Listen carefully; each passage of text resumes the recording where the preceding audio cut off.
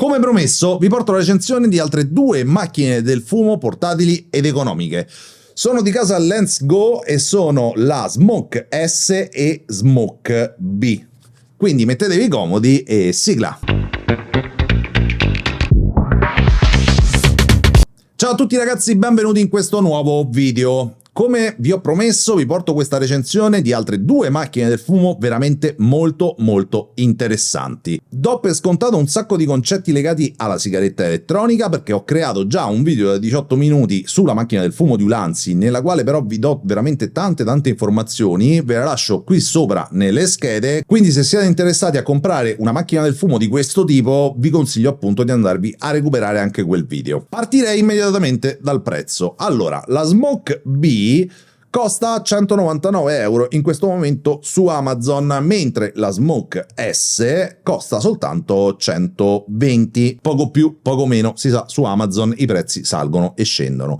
Chiaramente vi lascio tutti e due i link qui sotto in descrizione. Partiamo dalla Smoke S. Come è costruita? Veramente bene, è fatta in metallo e plastica, ma vi dà un'idea di solidità in mano. Non c'è nessuno scricchiolio, funziona proprio bene, se la scuotete non sentite rumori, quindi per quanto mi riguarda è costruita veramente in modo ok.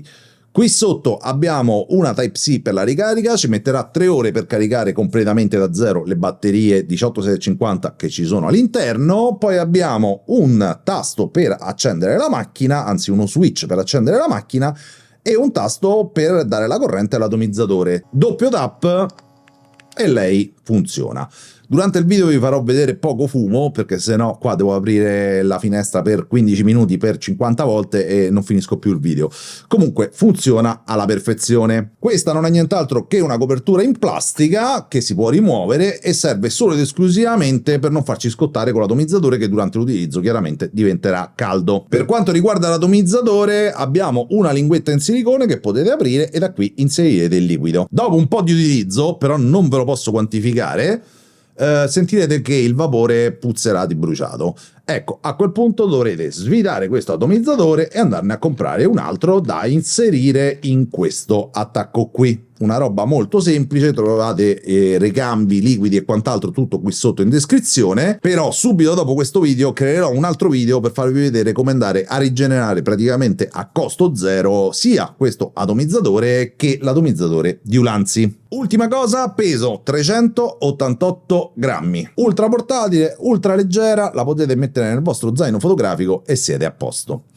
Passiamo invece alla Smoke B, che pesa 368 grammi, quindi pesa leggermente meno anche se sembra più grande, però è costruita in plastica, una plastica decisamente fatta bene, comunque migliore di quella di Ulanzi, però vi dico la verità, non vi dà l'idea di estrema professionalità di questo prodotto. Questa è più bella in mano. Infatti il modello Smoke B ha un solo tasto, che però è ballerino, e quindi quando andate a scuoterla succederà questo.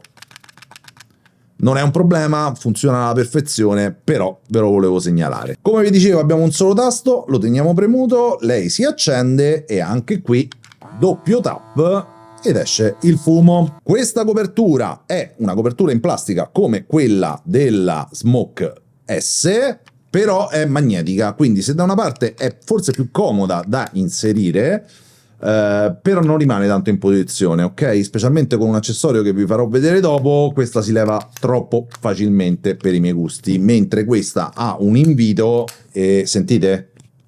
Fa clac. Nel momento in cui fa clac questa non va più via.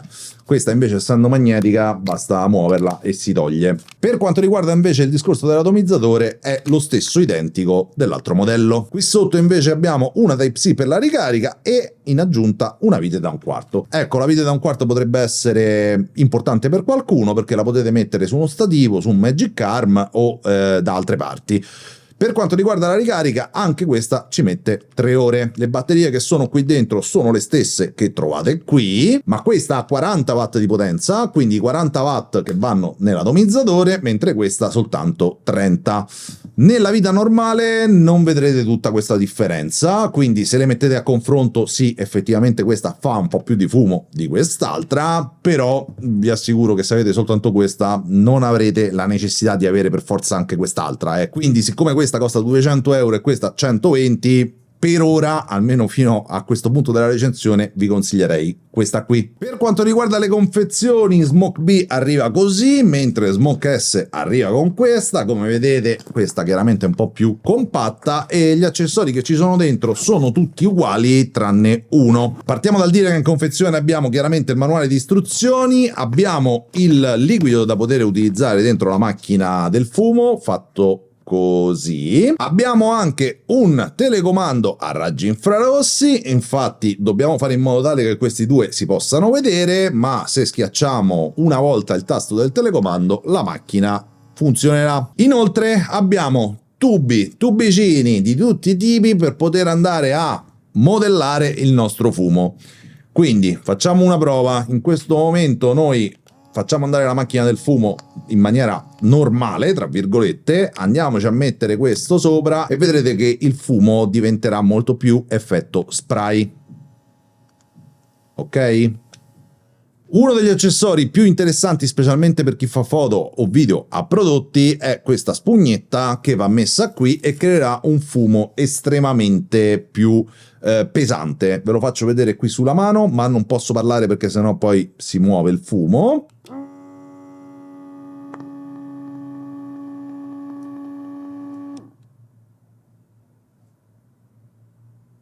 Vedete come il fumo rimane sul palmo della mano? E questa è una cosa molto interessante, specialmente per chi fa foto di prodotti. Con questo accessorio, infatti, il fumo diventerà un fumo molto pesante e rimarrà aggrappato alla superficie dove andate ad indirizzare il fumo stesso. Poi abbiamo un cavo di ricarica USB-A, USB-C e praticamente questi sono gli accessori che potete trovare in tutte e due le macchine del fumo. Ma nel modello Smoke B abbiamo un accessorio veramente molto interessante, specialmente per noi che facciamo foto di ritratto.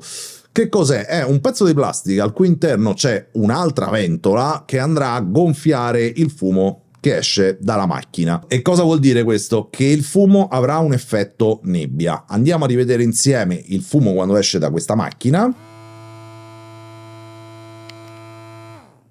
Ok, su questo accessorio abbiamo una Type-C per poterlo ricaricare e da quest'altra parte abbiamo un bottone contro il LED per poterlo azionare. Abbiamo 3 velocità, questa è la massima, sentite?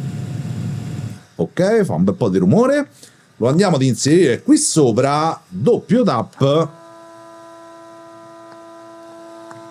e vedete com'è più nebbioso?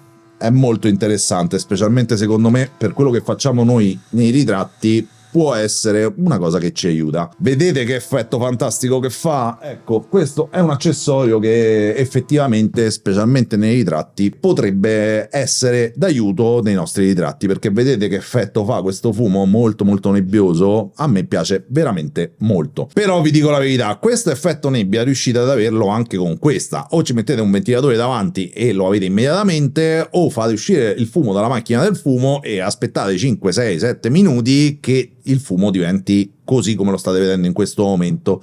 Chiaramente con questo accessorio avremo praticamente immediatamente un effetto nebbia. Guardate che figata, e come avete visto le ho utilizzate veramente per pochissimi secondi. Questa volta, rispetto al video per la macchina del fumo di Ulanzi, l'ho utilizzata veramente per 3 secondi, 4 secondi, 5 secondi, non di più. E come vedete in una stanza normale di una casa, questo è quello che succede. Quindi è un fumo veramente molto denso che vi aiuterà veramente tantissimo per quanto riguarda i ritratti e chiaramente foto di prodotto o di food. Ed è proprio di ritratti che volevo parlarvi. Mi raccomando, quando andate ad utilizzare il fumo, ve lo dico anche in questo video, non andate a esagerare col fumo stesso, perché poi si abbassano i contrasti, come sta succedendo in questo momento in video. Si abbassano i contrasti e se dovessi mettere ancora più fumo la macchina fotografica avrebbe grossi problemi nel fuoco. Quindi ok, un po' di fumo, ma quello che vedete in questo momento per quanto mi riguarda è super ok, anzi forse anche leggermente troppo, ma l'ho utilizzata per 5 secondi, 6 secondi, una cosa del genere.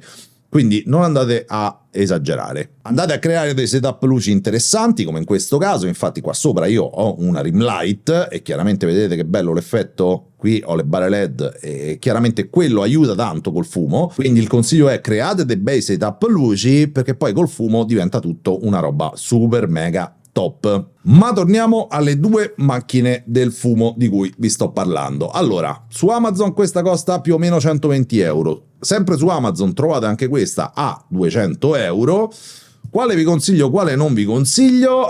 Guardate, per me potete andare anche direttamente su questa. È più piccola, è più portatile e è fatta meglio, cioè in mano la sentite che è fatta meglio. Non avete quell'accessorio lì che effettivamente vi aiuta, però vi assicuro che se avessi fatto uscire il fumo da qui e avessi aspettato qualche minuto, avrei avuto comunque lo stesso identico risultato.